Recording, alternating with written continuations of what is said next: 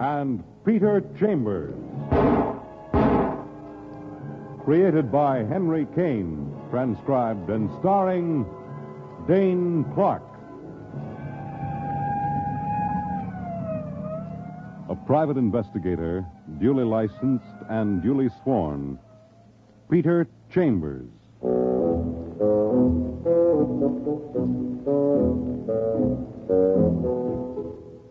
You're a private eye. That's your business. Anything else? That's for laughs. You've got a slant of sun coming in the office window, your feet are on the desk, and you're relaxed. Business is lousy, but you've got no kicks. You're young, you're strong, you've got a few bucks in the bank. And it's a beautiful day. You, Peter Chambers? All of me, lady. Beautiful day, isn't it? Not for you. Not for long, anyway. She's a cute little trick, but nervous as a puppy with fleas. She's wearing a tan suit molded to her figure and properly protruding. The rest is in perfect taste. Black nylons, black shoes, black blouse, and black gloves. So she spoils it. She dips into her bag, and what she produces doesn't quite go with the ensemble. Because now she's wearing a pearl-handled gun in her right fist. Looks like a .38, and is pointing directly at you. So you scrape back out of your chair, and you go to her. Stand back. Stand back, I tell you. Honey, you're not even holding the gun right. I know what I'm doing. Keep away from me. You're shaking like you're practicing to be a cooch dancer. Now relax, little lady. Keep away, please, please. No. Okay, now. I've got the gun, and you're still shaking. Now sit down, lady. What's your name? Elsa Corey. What do you do? Do? For a living. A gun moll, you ain't. I'm an actress. Working? Yes. Well, come on, sister. This is like pulling teeth. Let's have it all in one lump. I have the second lead in the Lady Dances. It's in rehearsal. It's my first real job. It's produced by Jack Burke. He hired me. Anything else? Where do you live?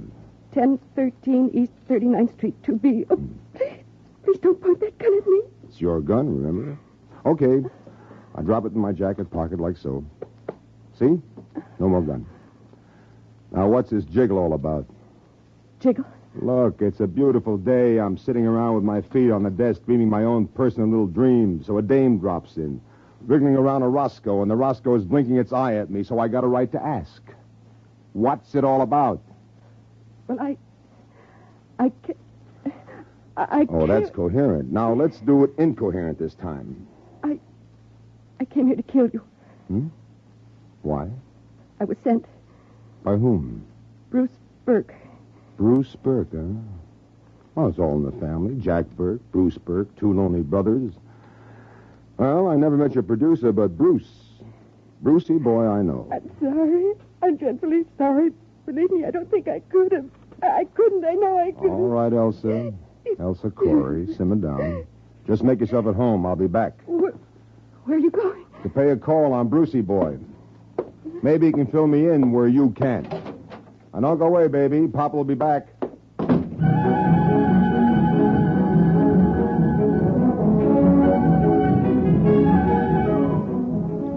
Bruce Burke. A crumb right out of the bread box. A bum with a couple of $1 million. A sharpshooter that owns a nightclub called The Flame. You put the light out on The Flame about a year ago, hooked him for watering his stock. So, it's a beautiful day, only for you, suddenly, it's beginning to shape up cloudy. You get to his Park Avenue address, stick your finger on the buzzer. Nobody's home. Well, you've been there before, a 12-room suite for Brucey and his missus. Plus, she's got an apartment on the side. And just for kicks, you try the knob, and very conveniently, the door's not locked. You're inside, but you don't go far. Bruce Burke is napping, face down. Only when you go to turn him over, Brucey boy's napping days are finished. The guy's stiff as a bugle, 2 bullet holes in his face, and his rigid leer is like a spiteful grin. And suddenly you feel it. Call it extrasensory perception. You know you've been yanked into a deal that you ought to get out of. Fast. You do a beeline for the door, you pull it open. are face to face with Detective Lieutenant Louis Parker, New York City Police, homicide. Hi, Pete. Fancy, as they say, meeting you here. Hi, Lieutenant. Same fancy goes for me. What brings you? Jingle on the phone, what they call anonymous. Oh, I see. Well, come in. Thanks for the welcome, Shamus. Hey, what do we got here? Corpse. Body used to belong to Bruce Burke. Plus What, kid? Plus, I've got a hunch, a little frame job with me in the middle. Yeah, take a look at this. A little encumbrance I'm carrying in my pocket. I handle it, you notice, by the muzzle. Pearl handle 38 revolver. Okay, what's scoop? Break it, Lieutenant. I've a vague notion you're going to find 2 shells discharged. I also have a notion that ballistics will show that the 2 bullets in this monkey came out of the gun you're holding. 2 hunks of lead missing. Figures. And my fingerprints on the handle. And my fingerprints on the doorknob. And me and Bruce Burke supposed to have a feud going. I hope you got a good story for me, kid. We've been friends a long time. And a little dame wearing gloves. I'll bet mine are the only fingerprints on that Roscoe. Better be a good story, kiddo. Salulu, Lieutenant. Lend an ear.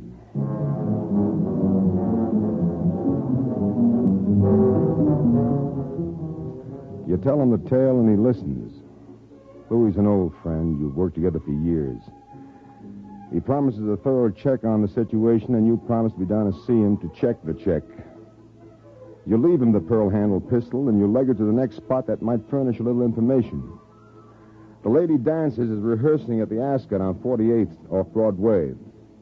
Backstage, there's one solitary guy working a song on a piano. Well, what do you want, Bub? Looking for Jack Burke. I'm Jack Burke. Stands up from the piano, very fashionable type. White hair, slender figure, $200 suit.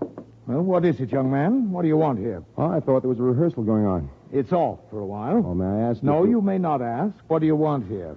Oh, name's Peter Chambers. I'm a private detective. I'd like to inquire about a young lady, Miss Elsa Corey.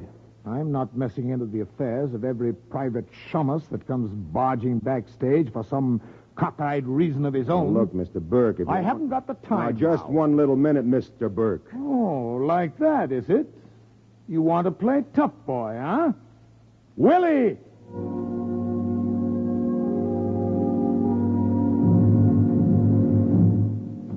A muscle-bound monster comes ambling out of the wings. The guy's 6'4" and practically as wide as he's long. Willie's got a face that's half moron, half pig. And the part of the pig is dangling in a couple of ham-like hands. But you're not worried about Willie. You've got a large ego and a lot of confidence. And you think you can take Willie if you had the time. But right now, you don't have the time. So you turn from Willie to get back to Jack Burke. But you've underestimated Willie. Willie's not as amiable as he looks. You get a hit in the head like a stroke of paralysis. And the lights blaze and start whirling. And then there are no more lights. There's blackness. Whirling, spinning, blackness.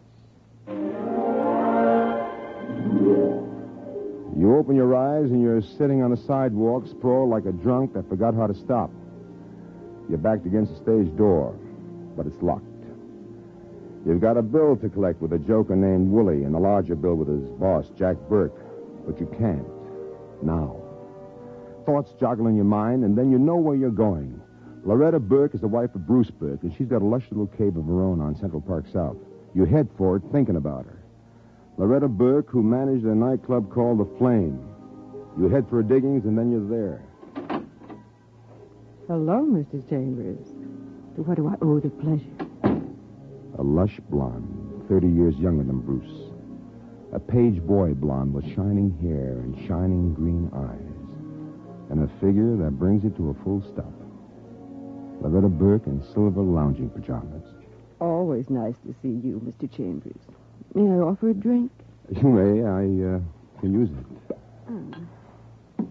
Here you are, Mr. Chambers. Thank you. Well, you're not yourself today, are you? Gulping your drinks. Well, for a very recent widow, Mrs. Burke, you're certainly bearing up staunchly. I didn't know that you knew. Well, let's do a reverse on that, sweetie. I didn't know for sure that you knew. Look, tough boy, I don't believe in mourning. I don't wear my heart on my sleeve. No, what do you wear it? Inside, where it belongs. I'm a gal with a lousy reputation, but in my own peculiar way, I loved him. Maybe you did in your own peculiar way. Now, let's put it this way. Whoever killed him, sooner or later, is going to face up to me. Now, you got any comment, Mr. Chambers? I don't know. This started off as such a beautiful day, and me sitting around thinking about how business is lousy. Maybe you ought to get out of here and see if you can't stimulate a little. Gentle hint, Mrs. Burke? I've got a lot of things to do. I get it. Well, one question before I leave. You know a little dame by name of Elsa Corey? Never heard of her. Bye now. See you around. You bet you will.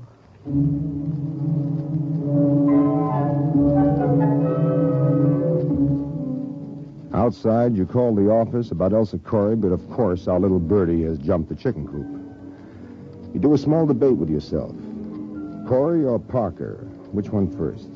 But you promised the lieutenant, so you mosey to police headquarters downtown. You're jogging up the steps when you see him coming out. In a hurry. Well, the private eye, or is it the public enemy? You coming to give yourself up? Lieutenant is jocular, but he looks worried, and when a friend looks worried, you begin to worry. That was the murder gun, Pete, no question.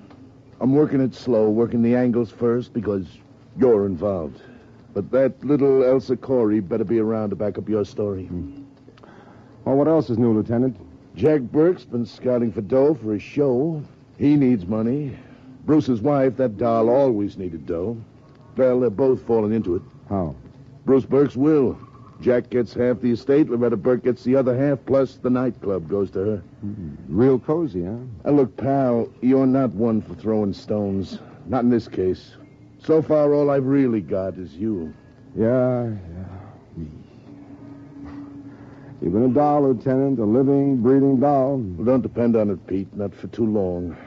I know you, but as a DA, he's beginning to champ at the bit, so let me go to work now, huh? Where are you heading for? Date with Jack Burke. Jack Burke, where? Casa Moretti, upstairs, private room, number 4. Look, Louie, one more favor. Give me a 10-minute head start, huh? Head start with whom? Jack Burke, I've got a bill to collect, and it's overdue. 10 minutes, Lieutenant? Oh, please, Louie. Okay, but I hope you know what you're doing. Oh, I hope so, too.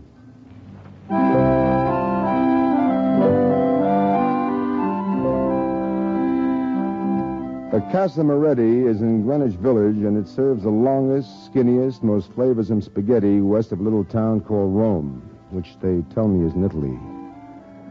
Casa Moretti has a downstairs dining room and an upstairs private room where you can run yourself a tete-a-tete or a banquet, depending on your mood. Your mood right now is for a little private chatter, and you rub your knuckles against a door marked 4. What? You again? Now, look here. First, you clip him because you owe it to him. No. Then you close the door. Then you drag him into the room. And you give him a quick frisk, but there isn't a thing on him that's incriminating. So now you pick him up and deposit him in a chair. And you slap him back to consciousness. What? Live it up, Mr. Burke. Well, listen to the birdie sing. I'm listening. And you're no birdie. What do you want? A bit of polite conversation, nothing more. Well, what do you want? Johnny One Note, that's me. Little lady by name Elsa Corey. Know her? Yes, she's the second lead in the show we're rehearsing. Know her any better than that? She's an actress in my show, period. Have it your way. According to her, she says your brother sent her to see me. Did you introduce her to your brother? No. You happen to know if your brother was acquainted with her? My brother is dead. I know that. And from what I hear, you, a private eye by the name of Chambers, you hated his guts. I'm supposed to know all about that, too. All right. Is there anything else? No. I told you all I wanted was a bit of polite conversation. Well, then get out of here. Say it nice. Will you please leave, Mr. Chambers? Oh, a pleasure, Mr. Burke. A pleasure indeed.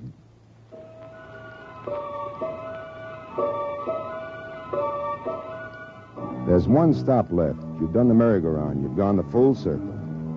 Elsa Corey said 1013 East 39th Street. Turns out to be a tinderbox. Ramshackle as an ancient barn on a prairie. Young actresses don't have it too easy, and rent is a problem.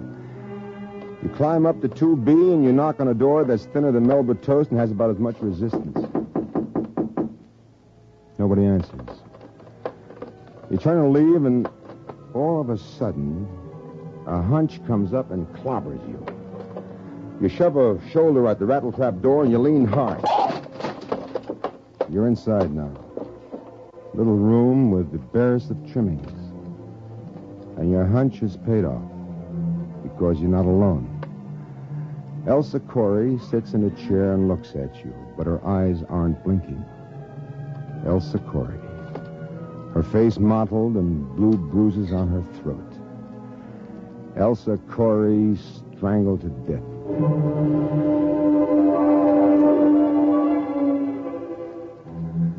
So, it's still a beautiful day. Only it's not day anymore. It's nighttime. You've gone home and you've put in a little afternoon sleeping, but it hasn't helped. You're way down deep in a jam and you feel it beginning to close in. How goes it, Pete, boy? Pretty bad. Yeah, bad.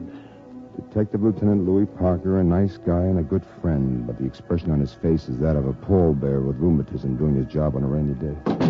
Ain't good, pal. Stinks, in fact. Yep.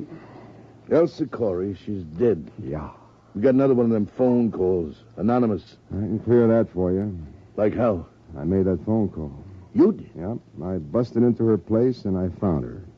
Like what you found when you got there. You know what it means, kid. I got an idea. You had one little out, an alibi witness named Elsa Corey. Now she ain't with us no more. Where's that leave you? Crouched behind the 8-ball, only keeps getting smaller. Pete, you know how I feel about you, but... Want to come downtown with me now, fella? Tussle it out with the DA's people? Well, must we... What's left, kid?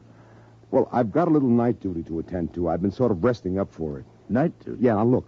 Let's make a date, Louis. I either collect a killer for you or I present myself. Present yourself when? Let's say tomorrow morning, bright and early tomorrow morning. You either get a closed case by then or you've got me. You know, I only work for a living, Pete. I can get kicked off the force I fast never and... crossed you up, Louis, ever. It's been a long time now, you and me. It's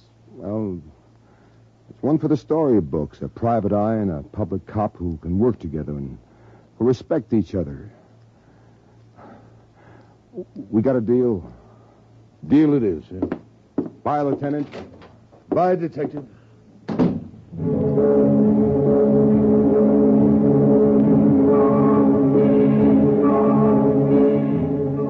The Flame is a nightclub on the outskirts of town, and that's your next stop. And the last stop, you figure, one way or another. You get the car out of the garage, you drive up and park in their parking lot. The club is a distance off, and you crunch through gravel on your way. You see a uniformed cop a distance off, but you don't see what's right close near you. Easy does it, mister. Well, if it ain't little Willie. That's me, pal. Willie's loaded with artillery and is jammed to your ribs. Back up to that shed, mister. Double time we do it. But you're not having any. You're not turning your back on Willie. You did that once, and once is enough. So the left comes down on the gun, and the right goes to the chin. And down goes Willie with me on top of him. The gun gets kicked out of the way, and Willie absorbs a few additional raps, and then my hands are around his throat. You're choking me. That's the idea, Willie. Let up, mister. Let up. New position, Willie. Now I'm sitting across you like you're a hassock, and my fingers are still around that bull neck of yours. And you're a little weaker, Willie. You're quite a little weaker. Talk, Willie. What do you want to know? Why did you conk me backstage at the Ascot? I got the signal from Jack. You work for him? Yeah. Okay, I think we're in rhythm now. Why did you croak Bruce Burke? I didn't. Oh, you need a little more pressure on your throat. Is that it? No, I had nothing to do with Bruce. Okay. Elsa Corey. Talk it up good now, Willie. Well, okay. I went there. 39th Street. Jack sent me. I did a job on her like Jack told me to do.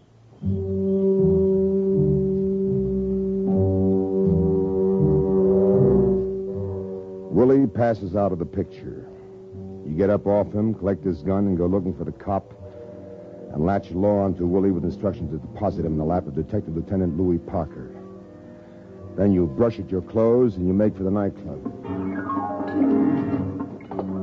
The joint is jumping, and it's a temptation, but you haven't got the time. You steer through the joyous people to the door marked Office of the Manager, and you open it without knocking. Well, Peter Chambers, we were just talking about you. Close the door. The other half of that we is Jack Burke. He's in a tuxedo. And Loretta is in a red off-the-shoulder job that almost gets your mind off your work. But the old mind comes right back to attention because dear Loretta shoves a lily white hand into the desk drawer and comes up caressing an ugly 45. Sit down, Mr. Chambers. Oh, thanks. I'll stand. Jack and I have been chatting about you. In what connection? In connection with the death of my husband. Lady, you're pointing that gun in the wrong direction. What are you talking about? I'm talking about Jack Burke, who dreamed himself up a foolproof little murder, only I'm going to take it apart for him right now. This had better be good. Listen, this guy is in a jam with his show. He's looking for money all over town. Do you know whether he asked Bruce for a loan? Yes, I know he did. And Bruce turned him down. Bruce had no confidence in the lady dancers. So Bright Boy figured one out. If he bums Bruce, he gets half of his estate. Even if he can't get the loot right away, he can borrow on the strength of it. So he kills him. He's a liar. He knows a little dame, second lead, Elsa Corey. This kid doesn't know which end is up. So he gives her the cleaned-up gun, and she's wearing gloves, so it's still clean. And what is she supposed to do with She's it? supposed to come to me because Jack thinks there's bad blood between me and Bruce. She's to threaten me, not shoot me. No, nothing like that. And she's to tell me that Bruce sent her. Bruce? Why Bruce? Because this guy figured it exactly as it happened. Oh. I took the gun away from her. I went to Bruce to find out what it was all about. The door was conveniently left open for me, and I found Bruce like this bum had left him. And then a cop show, spurred by an anonymous phone tip. Cute, huh? Cute enough. Where's the girl? That Elsie Corey. Yes, where is she? Where is she? Look at him wiggle. The big producer. Where is she? She's dead. What? He wasn't going to let her hang around to testify against him, was he? Did you ever hear of Willie? Of course. Willie choked her to death. Proof, not words. The law's caught up with Willie. He's yodeling out there like a broken-down jukebox. Well, that's proof against Willie, not proof against me. Look at him, squirming like a rat with his tail in a trap. Look at him. How much more proof do you want?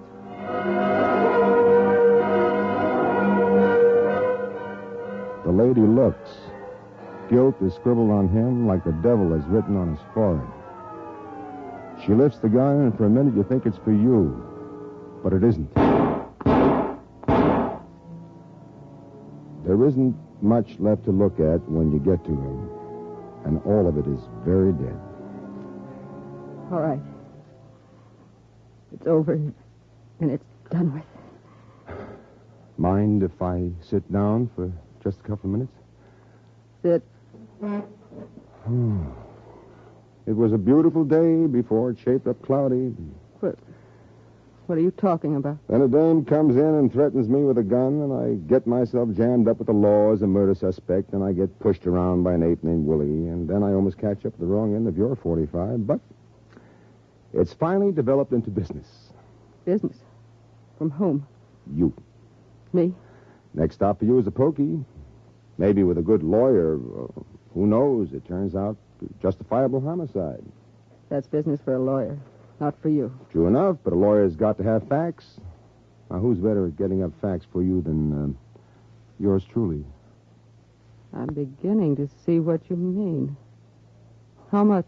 Well, for a lady who's coming into $1 million plus a swanky nightclub, how's $5,000?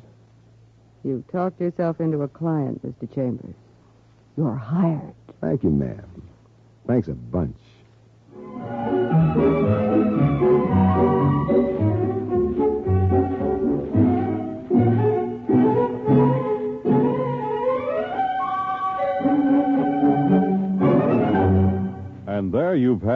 Crime and Peter Chambers.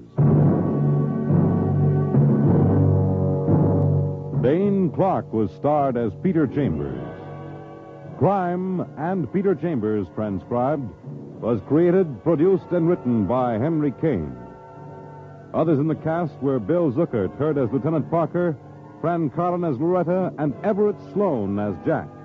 It was directed by Fred Way, and this is Fred Collins inviting you to tune in again next week, same time, same station, for Dane Clark in Crime and Peter Chambers.